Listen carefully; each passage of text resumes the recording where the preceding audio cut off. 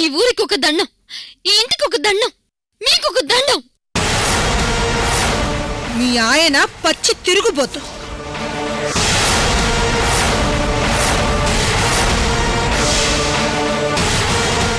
భానుమతి, భానుమతి,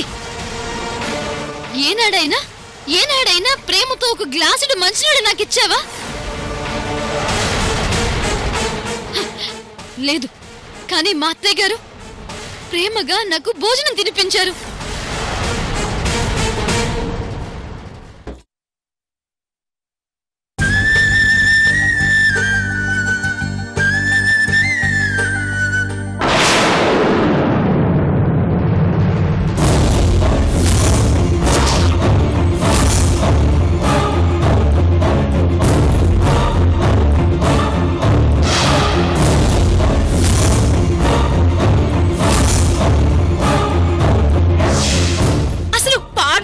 చిన్నప్పటి నుంచి ఫ్రెండ్స్. వాడు నన్నెందుకు రేప్ చేస్తాడు?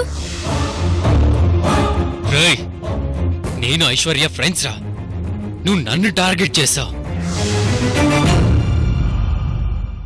ఇంకోసారి అమ్మాని నా వెంట పడినా, నాకెదురు పడినా నీ చెంప పగలు కొడతాను.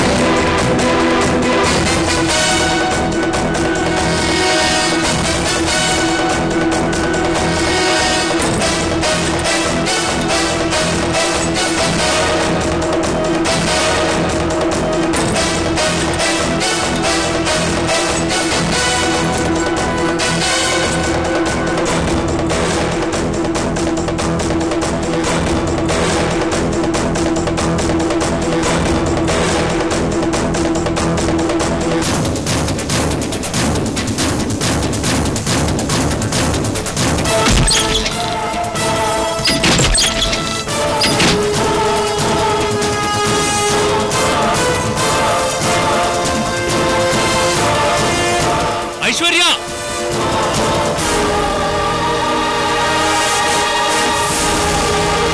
ఐశ్వర్య, ఐశ్వర్య,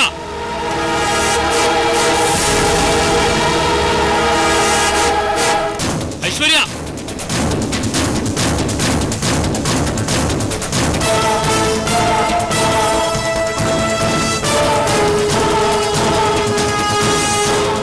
ఐశ్వర్య,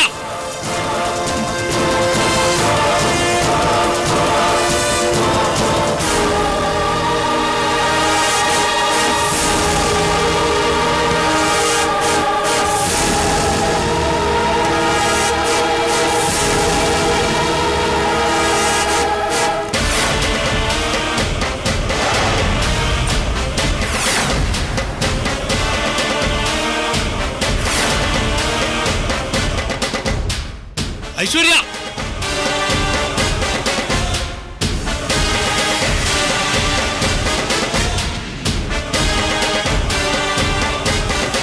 ఐశ్వర్య,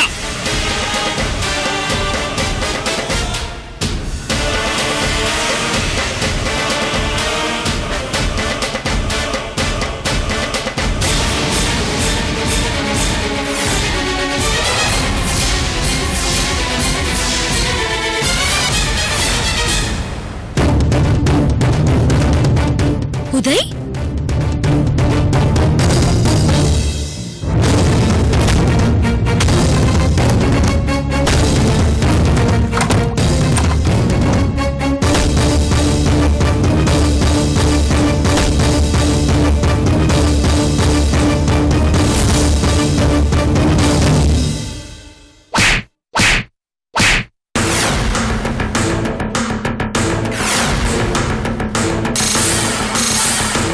ఉదయ్, దయచేసి ఇక్కడి నుంచి వెళ్ళిపో.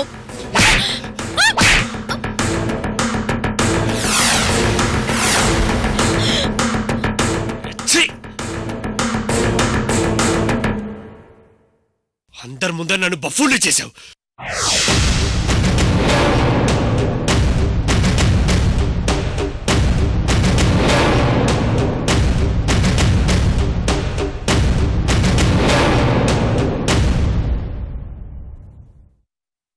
ఇంకా నిన్ను సమర్థించుకుంటున్నావా అమూల్య?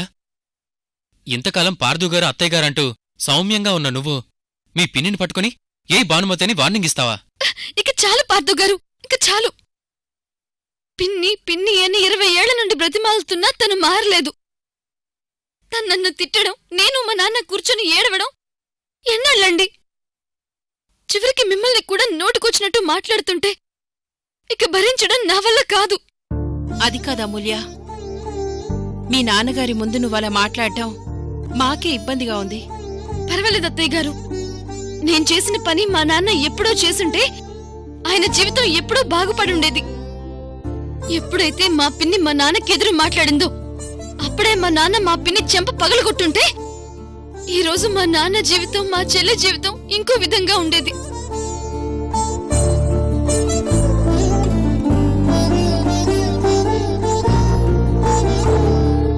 అయినా అత్తయ్య గారు, పార్థుగారిని పట్టుకుని మా పిన్ని అన్నేసి మాటలంటుంటే మీకు బాధగాని కోపంగాని లేదా? ఎంత ధైర్యం ఉంటే తను పార్థుగారిని పట్టుకుని ఆ మాట అంటుంది? అదే ఇంకెవరినా అయ్యుంటే ఈ పాటకి చంపేసేదాన్ని.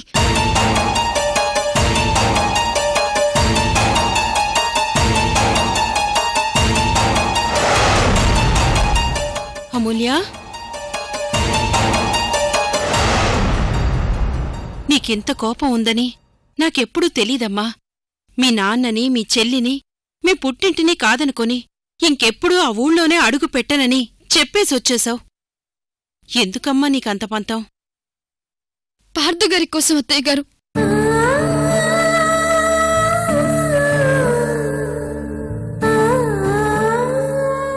పార్థుగారిని రచ్చబండ దగ్గర కూర్చోపెట్టి ఆ ఊరి మొత్తం అవమానించింది.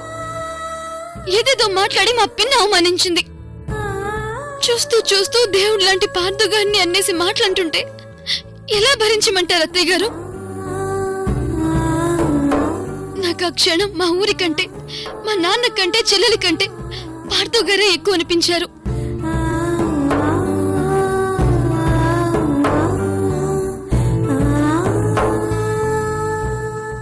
అందుకే ఇంకెప్పుడు ఆ ఊరి పొలిమేరలో కూడా అడుగు పెట్టనని శపథం చేసొచ్చాను. నా కొడుకు కోసం నీ పుట్టింటినే కాదనుకోనొచ్చేశావు. నా కొడుకంటే ఎందుకమ్మా ఇంత ప్రేమ నీకు?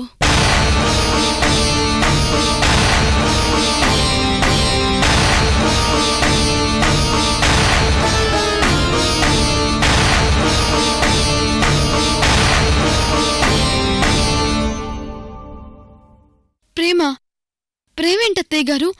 అవునమ్మా, ఈ ఎమోషన్నే ప్రేమ అంటారు. నీకు నా కొడుకుపైన కొండంత ప్రేముంది కాబట్టే నువ్వు నీ వాళ్ళని కాదనుకొనొచ్చేశావు. నీ భర్తని పల్లెత్తు మాట అననివ్వకుండా అడ్డుపడ్డావు.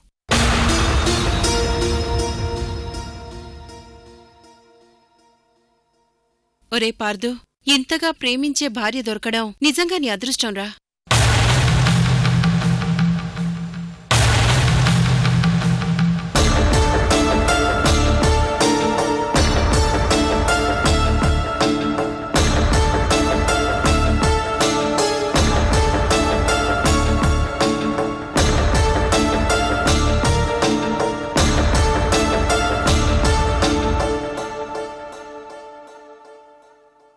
పార్థుగారండి, అత్తయ్య గారేంటండి ఏదో ప్రేమ గీమాని ఏదేదో మాట్లాడుతున్నారు?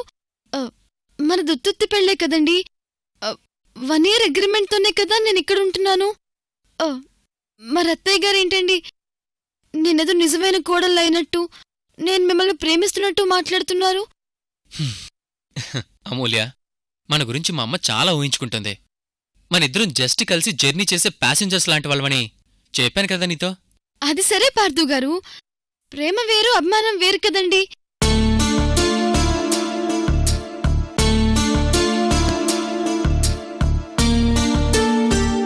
అభిమానం చూసి ప్రేమ అనుకుంటారేంటండి అత్తయ్య గారు?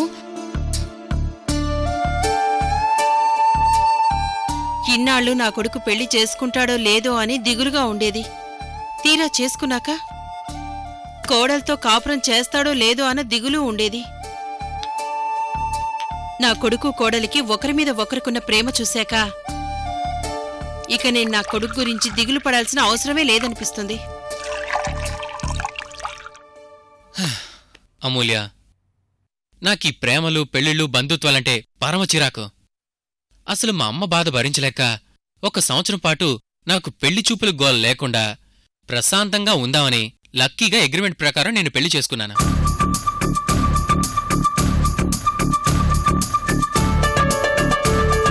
అగ్రిమెంట్ అయిపోగానే విడాకులు తీసుకుని నీ దారి నువ్వు నా దారి నేను వెళ్ళిపోతాం. పైగా ఈ గ్యాప్లో నీకూడా నీ కాళ్ల మీద నువ్వు నిలబడే ధైర్యం వస్తుంది.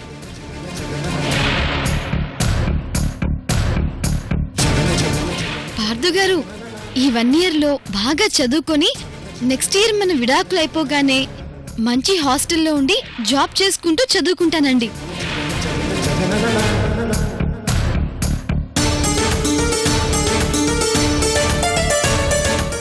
అమూల్య, ఎట్టి పరిస్థితుల్లోనూ ఈ విషయం 3వ కంటికి తెలియకూడదు. తెలిస్తే నీకు ప్రాబ్లం, నాకు ప్రాబ్లం.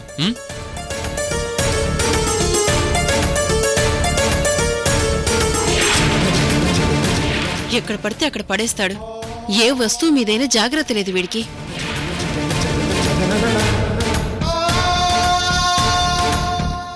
అయ్యురామా, మన అగ్రిమెంట్ విషయం నేనెందుకు బయట పెడతాను పార్థుగారు? ఇంతకాలం ఎంత సీక్రెట్ గా మెయింటైన్ చేశానో ఇక మీదటి కూడా అలాగే చేస్తాను. Very good. మనది డమ్మీ పెళ్ళని మా అమ్మకు తెలిసిందా? నీ మీద ఎంతో ప్రేమ పెంచుకున్న మా అమ్మ బాగా అప్సెట్ అవుతుంది. అప్పుడు ఆవిడ్ని కంట్రోల్ చేయడం ఎవ్వరి వల్ల కాదు.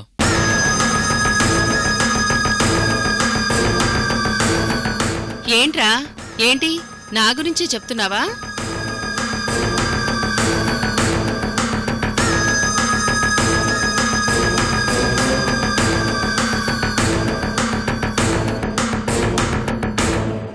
అబే, ఏం లేదమ్మా. అమూల్యంటే నీకు ఎంత ఇష్టమో చెప్తున్నాను, అంతే. ఒరేయ్, ఈ ఇంట్లో నా కొడుకు మీద నా ప్రేమే ఎక్కువనుకున్నాను కాని నీ మీద ఈ తల్లి ప్రేమ కంటే నీ భార్య ప్రేమే ఎక్కువరా. తీసుకోమ్మా.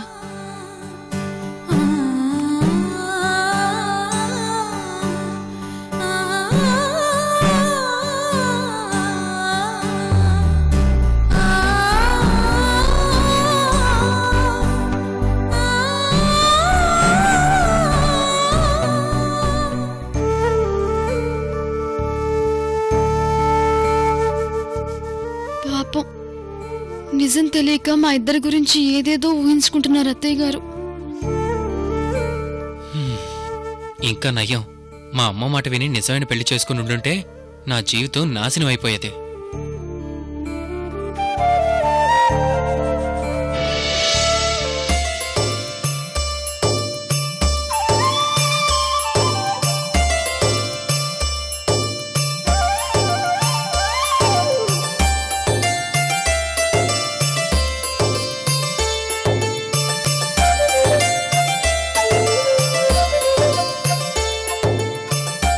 నిజంగా వీళ్ళిద్దరిది మంచి ఈడు జోడు.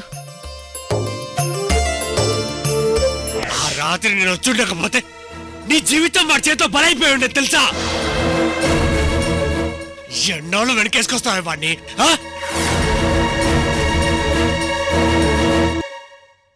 నువ్వు ఎన్ని రోజులు నిజం దాచినా వాడు మాత్రం నేను వదిలిపెట్టాడు ఐశ్వర్య.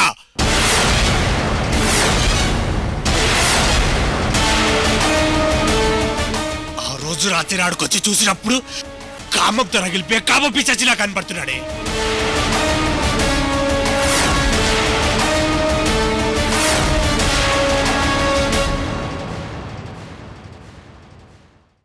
ఏంది అట్టా చూస్తున్నావు?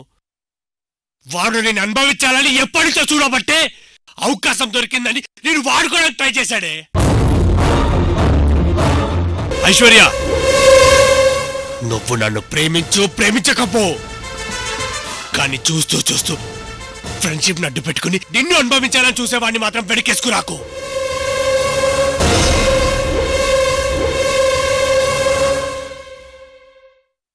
ఇప్పటికైనా నిజం వాళ్ళ అమ్మకు అమూల్యకు చెప్పు. వాడు చేసిన తప్పు కంటే నువ్వు చెప్పిన అబద్ధమే పెద్ద నేరం. షడప్ ఉదయ్.